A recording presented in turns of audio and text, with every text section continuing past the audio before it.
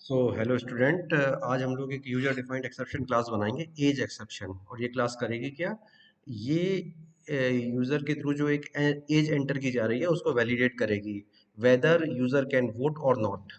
ठीक है, अगर यूजर की एज 18 ईयर से अबव होगी तो he or she can vote, otherwise he or she is not eligible for voting. ठीक है, तो ये हम लोग क्लास बना रहे हैं यूजर डिफाइंड एक्सेप्शन क्लास। इस क्लास का नाम होगा एज एक्सेप्शंस। ठीक है, ये यूजर डिफाइंड क्लास क्यों है? क्योंकि जैसे आपको पता है अरिथमेटिक एक्सेप्शंस या null pointer exception, array index out of bound exception, IO exceptions, these are also exception classes, लेकिन दीज आर इनबिल्ट क्लासेस। ठीक है, हम लोग आज एज एक्सेप्शन क्लास बना रहे हैं जो कि हम लोगों के थ्रू डिफाइंड है, इसलिए ये यूजर डिफाइंड क्लास हो गई।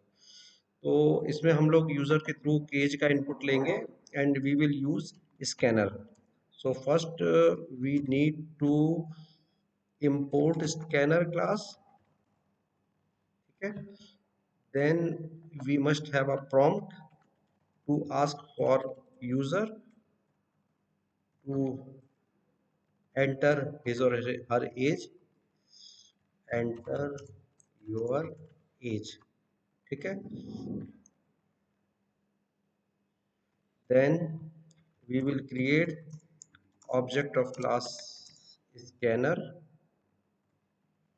and as you know scanner का ऑब्जेक्ट जो होता है, क्लास का ऑब्जेक्ट, वो एक और ऑब्जेक्ट लेता है system dot it, inbuilt class system का इनबिल्ट ऑब्जेक्ट इन। ठीक है, अब हम लोग एक इंटीजर वेरिएबल बनाते हैं age, and S C has, scanner class object has the method next int. उसके थ्रू जो भी एज यूजर के थ्रू रिसीव होगी it will be stored in int age. Now we will create a method called validate. हम लोग अभी थोड़ी देर में बनाते हैं इसको। और ये वैलिडेट क्या करेगी?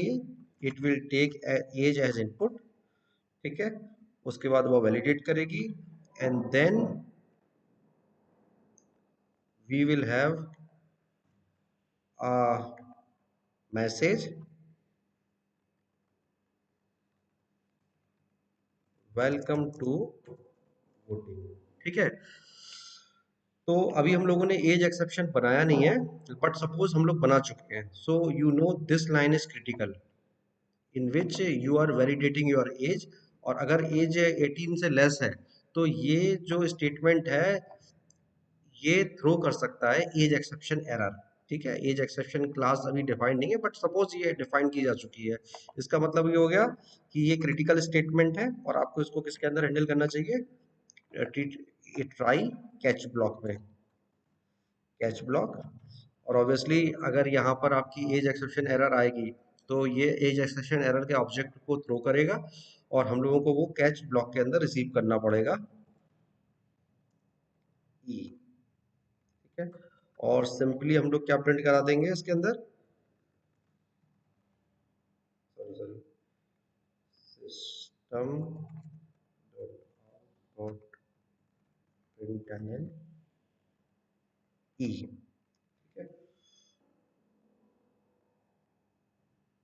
इस स्टेटमेंट को हम लोग ट्राई के अंदर लिख सकते हैं, दो it this statement is not critical, but instead of writing it inside finally हम लोग इसको इसके अंदर लिख लेते हैं। ठीक है, तो अब देखिए हम लोगों ने एक मेन मेथड बनाया। मेन मेथड के अंदर हम लोगों ने एक स्कैनर क्लास का ऑब्जेक्ट बनाया, उसके थ्रू यूजर से एज का इनपुट लिया, फिर उस एज के इनपुट को हम लोगों ने वैलिडेट मेथड के अंदर पास किया। Validate method age exception throw कर सकती है, इसलिए इसको हम लोगों ने हैंडल किया ट्राई कैच ब्लॉक के थ्रू। ठीक है, अभी एज एक्सेप्शन क्लास हम लोगों ने डिफाइन नहीं की है, उसको हम लोग थोड़ी देर में करने वाले हैं। ठीक है, उसके बाद जो ये मेथड है वैलिडेट, अब हम लोग इसको डिफाइन करते हैं। तो जो मेन क्लास है उसके अंदर दो मेथड आ गई, ये आपकी हो गई मेन मेथड, और अब इसी मेन क्लास के अंदर दूसरी मेथड है वैलिडेट। हम लोग इस मेथड को डिक्लेयर करते हैं स्टैटिक। आपको पता होगा किसी मेथड को स्टैटिक डिक्लेयर करने का क्या बेनिफिट होता है कि आपको उसको एग्जीक्यूट करने के लिए क्या नहीं जरूरत पड़ती है? ऑब्जेक्ट की रिक्वायरमेंट नहीं पड़ती है। ठीक है, और ये जो वैलिडेट मेथड है इसमें सिंपली एक डिसीजन होता है, if age is less than 18। ठीक है, अगर ऐसा होता है तो ये मेथड करेगी क्या, it will throw object of class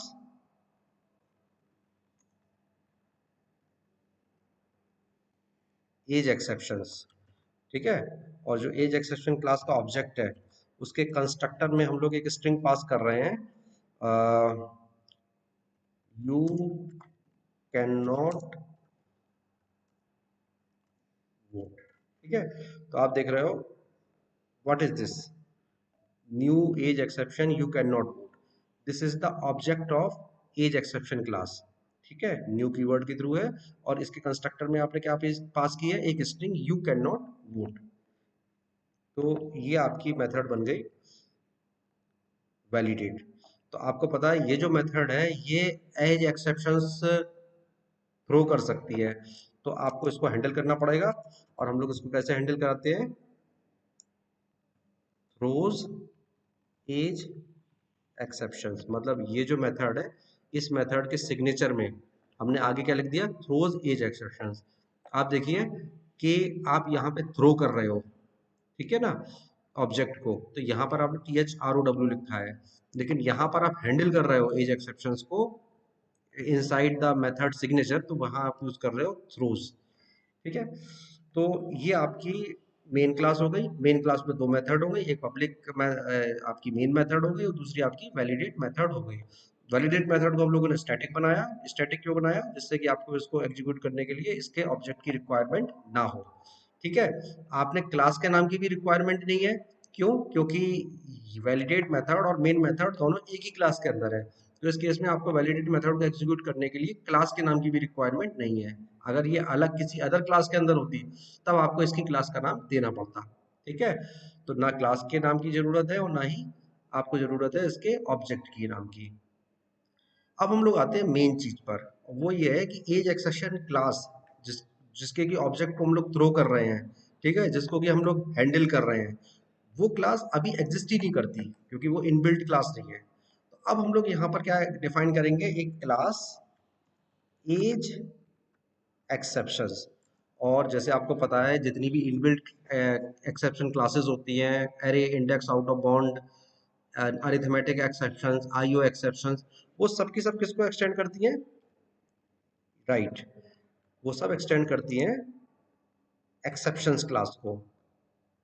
ठीक है, तो हम लोगों की जो यूजर डिफाइंड क्लास है एज एक्सेप्शन, ये भी किसको एक्सटेंड करेगी, एक्सेप्शंस को।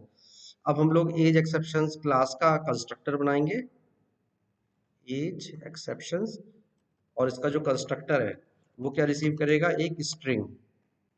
ठीक है, और सिंपली क्या करेगा, उस स्ट्रिंग को पास कर देगा जो सुपर क्लास है। सुपर क्लास आपको पता है कौन सी है इसकी, एक्सेप्शंस, एक्सेप्शन क्लास के कंस्ट्रक्टर में। ठीक है, और पेरेंट क्लास के कंस्ट्रक्टर को आप कैसे डिफाइन करते हो, सुपर के थ्रू। ठीक है, अब देखिए एक्चुअली क्या हो रहा है, यहाँ पर आपने थ्रो के थ्रू, कब थ्रो करना है, when age is less than 18। आपने एक ऑब्जेक्ट थ्रो किया, new age exception you can not vote, तो इसके कंस्ट्रक्टर में आपने लिखा है यू कैन नॉट वोट। तो जो ये कंस्ट्रक्टर है यू कैन नॉट वोट, ये किसके थ्रू रिसीव होगा, ये स्ट्रिंग str के थ्रू रिसीव होगा। ठीक है, और ये इस स्ट्रिंग को आप कहाँ पास कर दोगे, पेरेंट क्लास, ये जो सुपर क्लास है, कौन सुपर क्लास है, एक्सेप्शन, उसके कंस्ट्रक्टर में। और एक्सेप्शन को पता है कि अगर कोई स्ट्रिंग उसके कंस्ट्रक्टर में पास की जाती है तो उसको किस तरीके से प्रिंट करना है। ठीक है, तो क्या प्रिंट हो जाएगा आपका, यू कैन नॉट वोट। ठीक है, तो ये आपका एक बार पूरा प्रोग्राम बन गया है। मैं just let me check this program, system dot out dot print enter your age, try static validate age class age exception. ठीक है, ठीक है, एक बार फिर से इसको समझ लेते हैं। हम लोग एक एज एक्सेप्शन क्लास बनाना चाहते हैं जो वैलिडेट करेगी, अगर एज 18 से लेस होगी तो आप वेलकम टू वोटिंग आपका प्रिंट होगा, और अगर नहीं होता है तो एक एक्सेप्शन कॉज होगा, वो एक्सेप्शन क्या होगा, एज एक्सेप्शन। ठीक है, और वो क्या प्रिंट करेगा, वो ये प्रिंट करेगा you can not vote.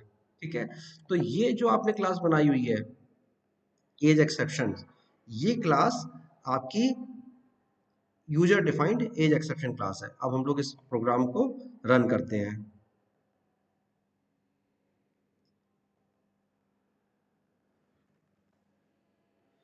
Late me first save this programme.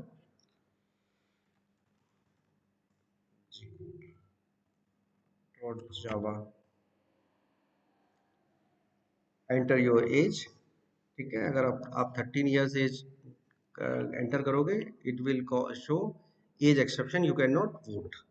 ठीक है, और अगर हम लोग इसमें 18 के अबव को एज ऐड करते हैं, वेलकम टू वोटिंग। ठीक है, तो hopefully this program is clear to you people. Okay.